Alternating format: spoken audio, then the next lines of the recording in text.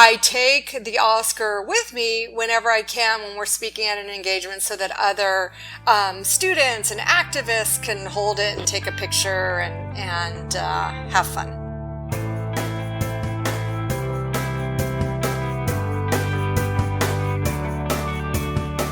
Welcome to Zestful Aging, where I talk with fascinating, talented, and influential guests who reflect on the adventures and challenges of aging and who are living their lives with vibrance and purpose.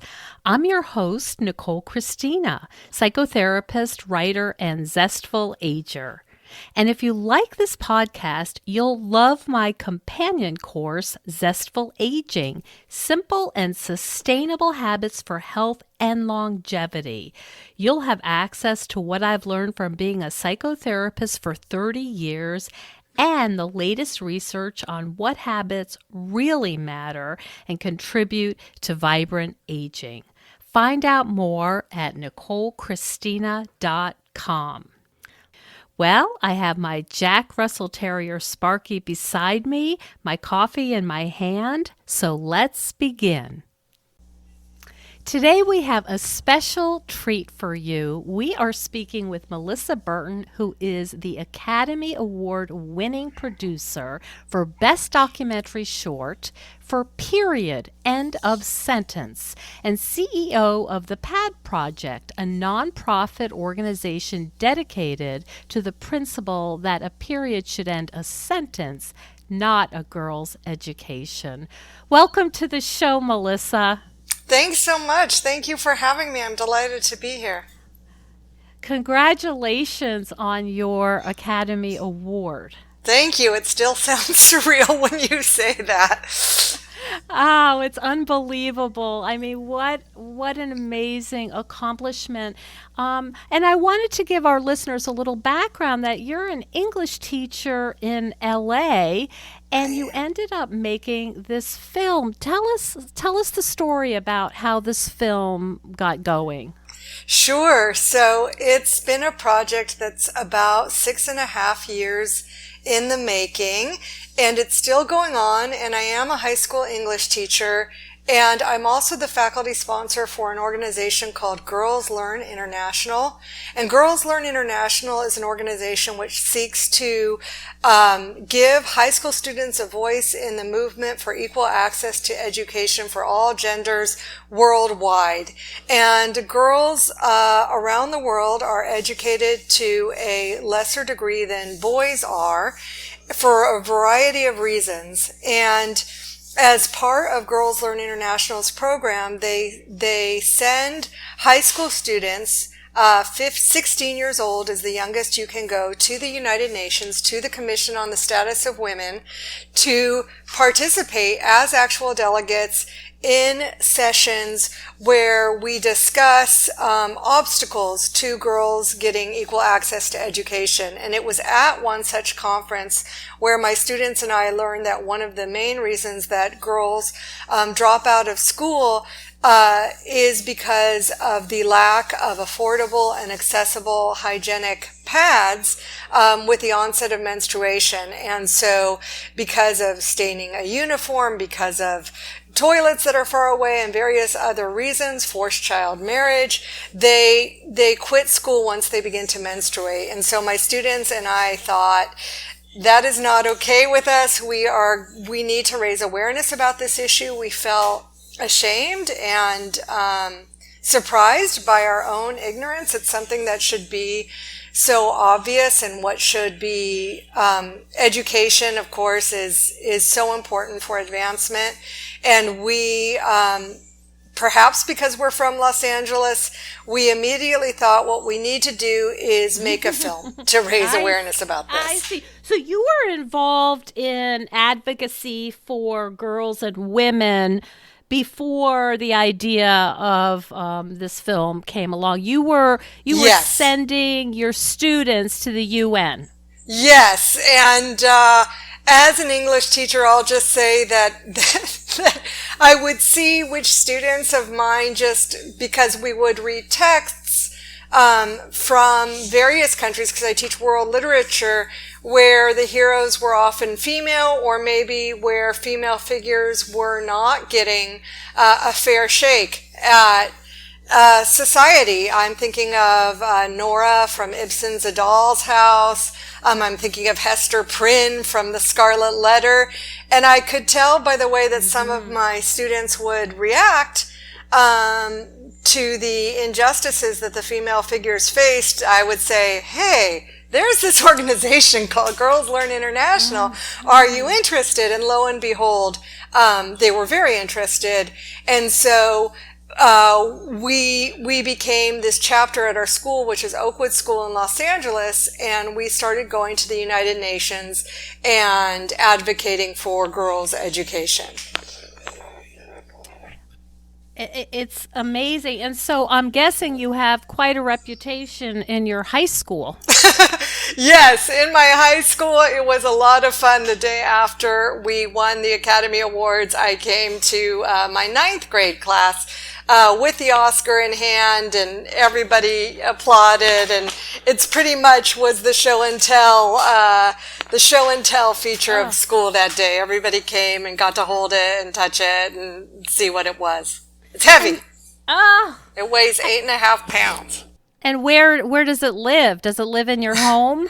It actually lives in a book bag from my school, because as part of the PAD Project organization, which is the nonprofit that sort of housed the funds to make the movie that the students and I all are a part of, and students who have graduated continue to be a part of, we go to other high schools around LA and indeed around the United States. So I take the Oscar with me whenever I can when we're speaking at an engagement, so that other students and activists can hold it and take a picture and have fun. I know that this is probably impossible to put into words, but what effect has this had on your students?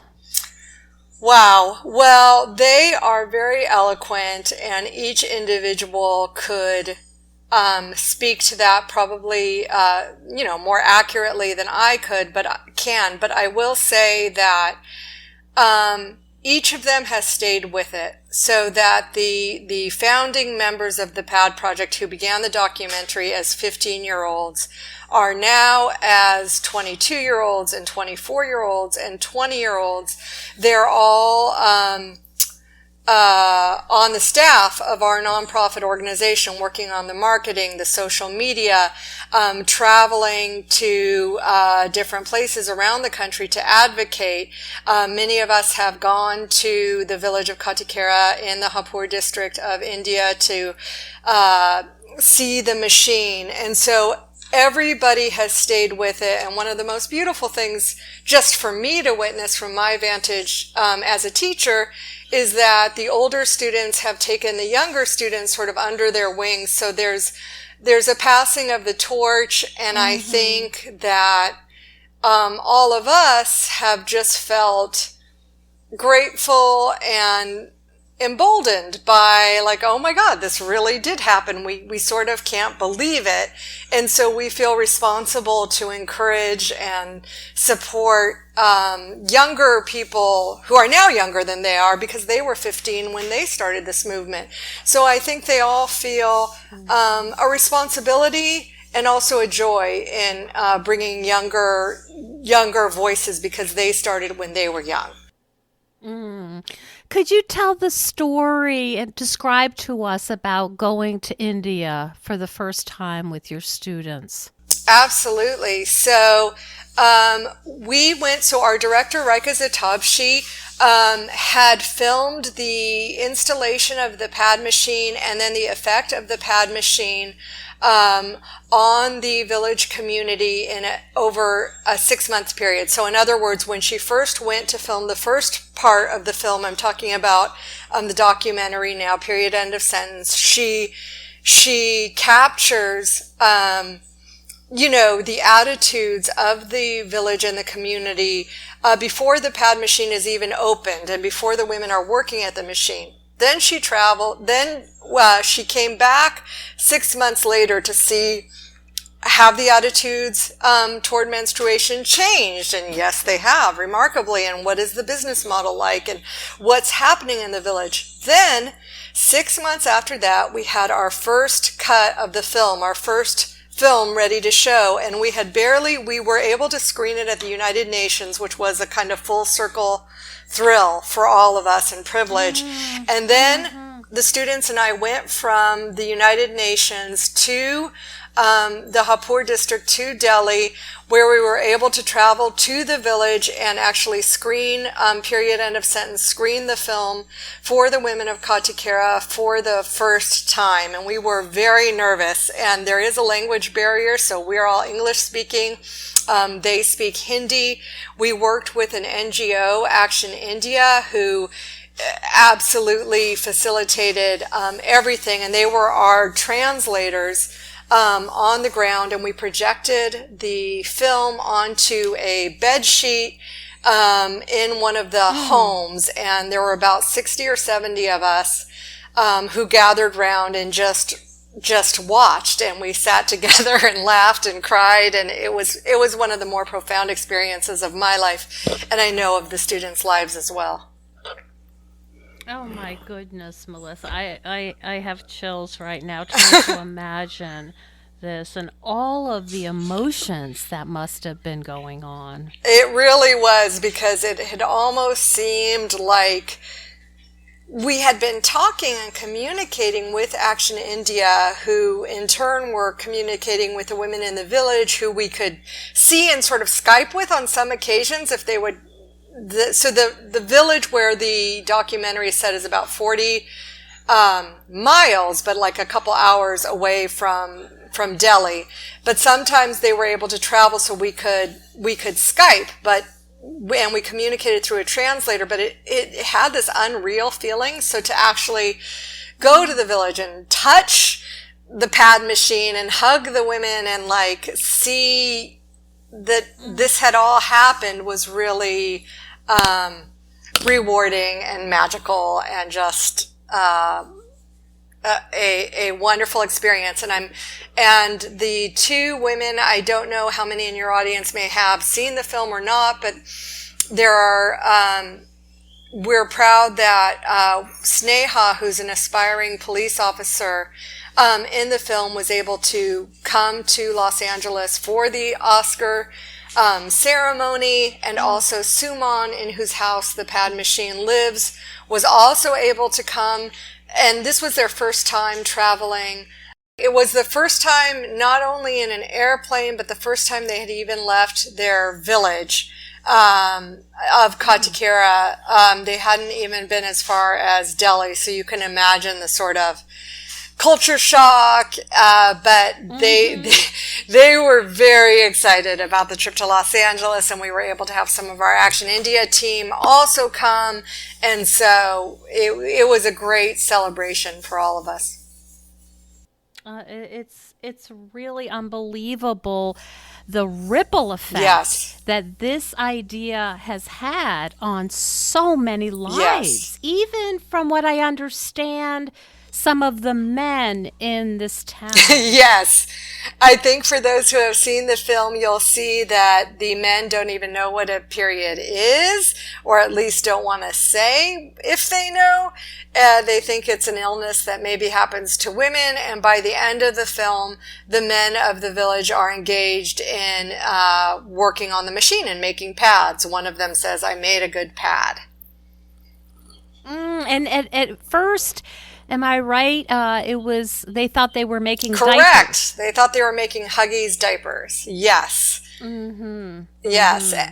So that was their entree, and then they they learned Exactly. the truth. And how was that? It's actually been wonderful, and it is something that it's something that we discovered as one of the best outcomes we could hope for with the pad machine, which is to say that it sort of shredded this kind of taboo, which we have in the United States too, around menstruation. And so suddenly people are talking about it, and it's an accepted natural fact. And so whatever we can do here in the United States to, or anywhere to tone down the shame associated with what is, after all, a natural and life-giving process is good. So we were very thrilled about that aspect of the machine. With all of this impact, and it's just amazing story, how is it for you to be an English teacher at this point in your life? It's wonderful. I love teaching, and people ask me, "Oh, are you still going to teach?" And to be perfectly honest, there is a lot of work with the PAD project, and I don't know how I'm going to do everything I need to do time-wise, but I would never want to not teach. There's a double negative for an English teacher, but I would, because that's what keeps me in touch with the students who make me braver and better. And I love being in that community. So that's where it all sort of begins with me. So to step out of the classroom is just not something I really think about at this point.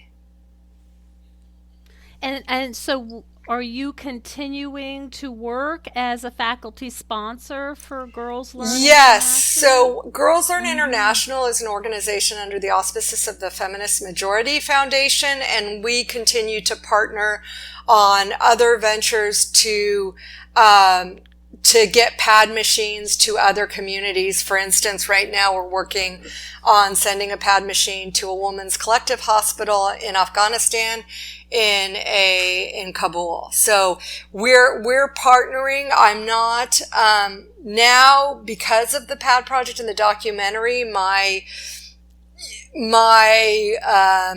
work with Girls Learn International and the Feminist Majority Foundation, and as a faculty sponsor, has sort of, now I'm the PAD project lady, so it's not as broad as it was in terms of all of the advocacy that goes on with women's rights. So, but I am focused on menstrual health management particularly now.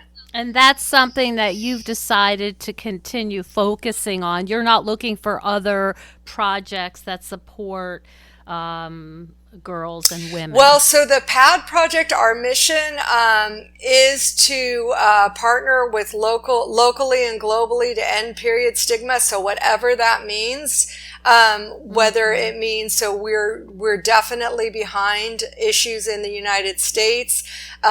We want to abolish the tampon tax for all states, get supplies that are free, menstrual supplies that are free for girls and in schools, in women in prison, and have all the things that the U.S. could do better. We want to do that, and at the same time, we are working with communities around the world who have expressed a desire for a pad machine in their community. So since the Oscar win, and that moment on the world stage, we have heard to date from 94 countries, from every continent and countries you might not expect, wanting a pad machine in their village or city or community. And the outcry and the response has been humbling and overwhelming. We've heard, and we've also heard from countries and communities and institutions who would love to partner, and say, hey, we would like to sponsor putting a machine here. We've heard from schools in the United States where, you don't think about it so much in the United States, but in fact, we've heard from several schools where the school nurse and teachers are paying out of their own pocket for pads and tampons for their students, and we certainly think there's no call for that. We know that in lower socioeconomic areas throughout the U.S., when free sanitary napkins were given in dispensers in the bathrooms, attendance went up. So it's something we're committed to supporting, kind of a menstrual justice platform, across, wherever we can, however we can. And that's why we need all these students, because they have they're the worker bees. Exactly, and they're brave. They're very brave. Oh. And you say brave, you've used that word a few times, and I'm wondering, what kind of resistance have you met? A lot. A lot. It is a sensitive topic in the United States and everywhere. And it's a topic people feel uncomfortable talking about. And generationally, I realized that I had my own baggage with it. So that, for instance, when the students would say, we want to talk about the PAD project at a school assembly, and we're going to say what we're doing, and we're going to do this, I actually, to my own embarrassment now, I would say to them, no, please don't do that, because out of a certain protectiveness, I felt they would be the targets of embarrassment. And indeed, some of that has happened, but mostly the school that we go to has been very supportive. But to kind of broaden the lens to the larger community, as we were gaining traction on the film festival circuit, and when we were nominated on the short list and then down to the final 5 nominations for the Oscar, the Hollywood Reporter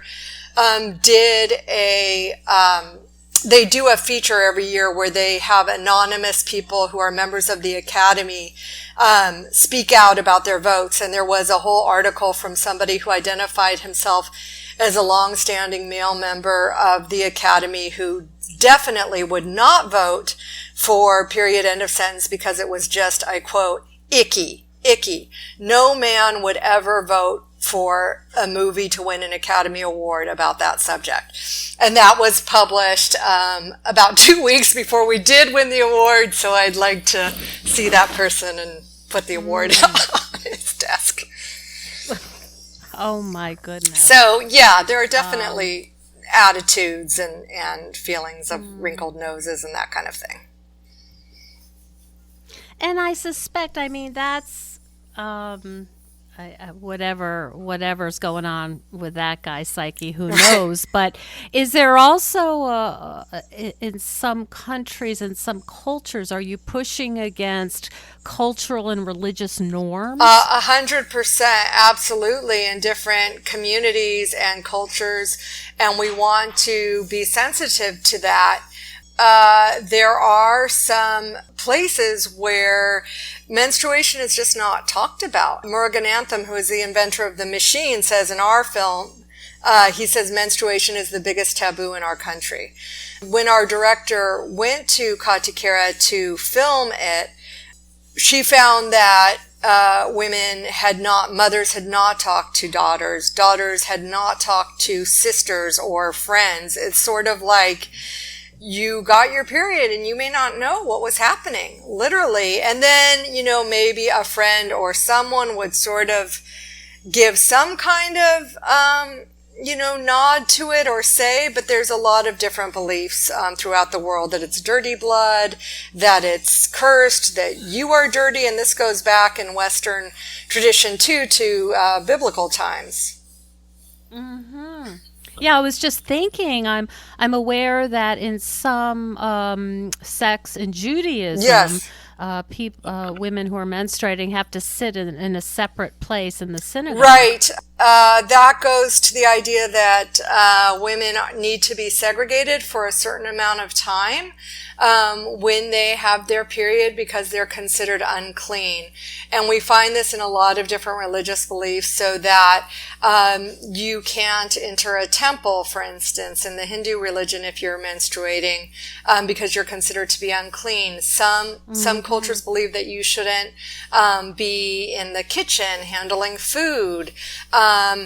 In Nepal, there's a practice called Chaupati, in which women, and it's outlawed. It is outlawed, but culturally it still happens, where women are sent to menstrual huts when they have their period, and they sometimes die because the huts are so rudimentary, and in extreme weather conditions it's either too hot or they can die from heat. Or if it's freezing, they build a fire, the hut burns down, a wild animal gets them. So lots of things happen. And every year, unfortunately, I think the last statistics were that 12 to 14 women die who have been sequestered in menstrual huts with the practice of chowpatty in Nepal.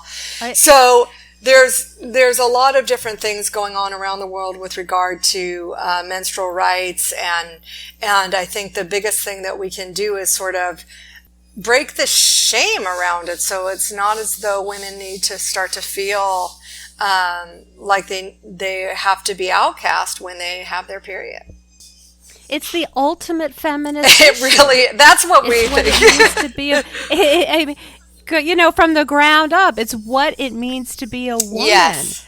And it's just fascinating to hear you describe these practices that are still going on and still really speak to the fear and the misogyny in the world. It's unbelievable. Yeah, it really is. It really is. And it's funny because again, around the time right before leading up to the Oscars, people were like, this is your moment because of Me Too and Time's Up. And I'm thinking to myself what you just said, which is like, hello, this moment for women and girls, begins since the beginning of the human race. So so this is where it all begins. And so if we can all at least begin to talk about it and appreciate differences that are bound to arise in cultures and religions, but also to make sure that women aren't being cheated out of an education, which is a basic human right, or their full right as citizens to live a full life because of something as natural as a period seems really essential. And it's essential, but I think that there's even more that's going on, which is with your work, Melissa, you're a culture changer. Oh my God. I don't know thank you, but I don't know if I got I mean, am I wrong? I mean, you are confronting these beliefs that have, that are deeply held. And it's one thing to bring in a pad machine, and we didn't get to the part where there's an economic part that's really helpful and beneficial and all this other good stuff. But, this goes even deeper than, okay, now you can go to school because you have a sanitary pad. That is true. I mean, ultimately, does that freak you out a little It does, but in a good way. It's a good freak out. Yeah. Because but it's true. That felt what you're saying felt especially kind of real and profound in those first couple weeks, and still ongoing, because the outreach that we have experienced since that moment sort of on the world stage with the Oscars, where just so many people can relate on so many different levels and have wanted to reach out. So it's just this overwhelming feeling of like, wow, this is really the time, past time, overdue time for this conversation to be happening on the global level. Mm-hmm. You've gotten a lot of attention. I saw you were on The View and interviewed by CNN and lots of major media focus. Yeah, I think it's because it's so common that, half of the population experiences a period, and so I think everybody can relate to it. It's one sort of phenomenon that I loved about this, or that I continue to love about this whole experience, which is touching, is that a lot of fathers, men, have approached me or other people involved with the PAD project to say, hey, thanks for for giving me a platform so that I can like watch the film and talk to my 14-year-old daughter in a way that feels comfortable, because I felt shut out, or I felt embarrassed, or I didn't know how to talk about menstruation with my daughter or my sister, or maybe even my wife. And so to have a film where it's just kind of front and center has done that. And I think we have so many more allies too than I think just like the Men in the Village, I think men want to be helpful and supportive, and if it's out there in such a way that it's not a topic of shame or embarrassment, then I think that's a way for everybody to sort of link arms and do this together. You know what, it just occurred to me as this is Zestful Aging, many of the guests that I talk to are 45 and over, or speaking about the experience of people are 45 and over. And as you well know, menopause is also, that experience is also stigmatized. 100%. Yes, absolutely. And it goes... So it's like, getting it is a problem and losing it is a Absolutely. problem. And that's so tied in the United States anyway to your power as a woman. If you're not, seen as fertile, you're somehow less relevant than somebody younger, which is just upsetting. And so I see that as definitely linked also. Mm-hmm. Well, the experience of being female. Yes. The theme is, what happens in the female body is problematic. It's just a different version. Yeah, exactly. And this may be too graphic, but a lot of people ask us, well, why not menstrual cups, which you insert because they're biodegradable, they're possibly more economic depending, and there's some sanitary reasons why that may not work in every community, because you need clean water and other things. But another reason is that insertion is related to virginity and sexual activity, so that's another way. So insertion would be taboo or uncalled for in many communities because a woman's worth is still tied to her virginity. So that's a flip side of the menstrual of the menopause. So it's like your virginity and your fertility equals who you are, when, as all of your listeners know, and as we all know, we're so much more than that. So it's just a fascinating subject.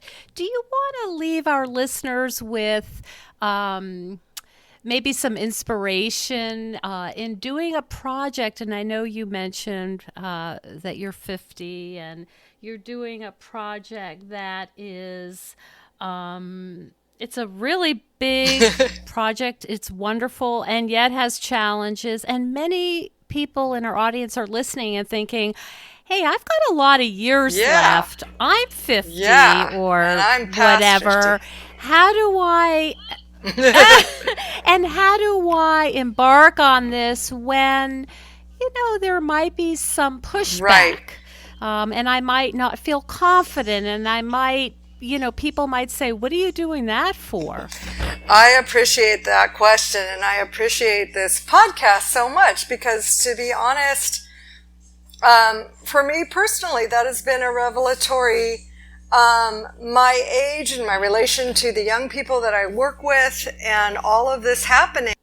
So I would say your naivete or your innocence can be your biggest strength, because as long as you're committed to your idea and you know that your idea is sound and just, you'll find a way. And I would say that include as many people and voices as possible. I know there's this thing of too many chefs spoil the broth or whatever, but if you're making something really big, you need as many chefs as possible. So don't be afraid to ask for help. Yeah, exactly. And so I think that sometimes that makes things messier than if you've got a small group. It can make things feel out of hand. But when I think of the scope of all that has happened, I couldn't, there have been so many people whose ideas and voices have been involved, and every one of those has helped to bring it to the point that it's gotten to. So I would say, don't worry about what you know, just worry in terms of process, because that will come, and just include as many voices and people and help as you need, and go for it. Mm-hmm. I love that. That's really great advice. Like, you don't have to figure it all out. Right. You just have to take the first step. Yeah, I mean, I really think that, I can identify that with the podcast. I didn't know what I was doing, and then I just started doing it. Right. And now look. And then you learn. That's right. Yeah, that's perfect. Melissa, thank you so much for spending your time with us. This project is deeply inspiring, and I'm so happy to have gotten to speak with you about it today. Me too. Thank you so much for having me, and thank you for your podcast, which is very inspiring, and I love it. So I'm so excited to be a part of it. Thank you so much for joining us on Zestful Aging. If you like the podcast, please share it with some of your friends. I love to hear from my listeners. Send me an email at NicoleChristina.com. In this phase of our lives, we're more aware that our time is precious, and we certainly don't want to waste it taking care of stuff that we no longer need, left over from a life that we are no longer living. We know we would feel better with less clutter and more open space, but we don't know how to get there. If this sounds familiar, I'd love you to check out the online course I've developed with professional organizer and designer Carrie Luderin. This course is different than others you may have tried because we give you clear steps to deal with the clutter and tools to help you face the overwhelm and feelings that come up when you're going through your clutter. It's practical and realistic, and the lessons are short and punchy and very manageable, but it has the power to change your life. We all deserve to live in a peaceful home without the chaos of too much stuff. Find out more at NicoleChristina.com. And stay tuned next week for another interview with a fascinating and inspiring guest. See you then.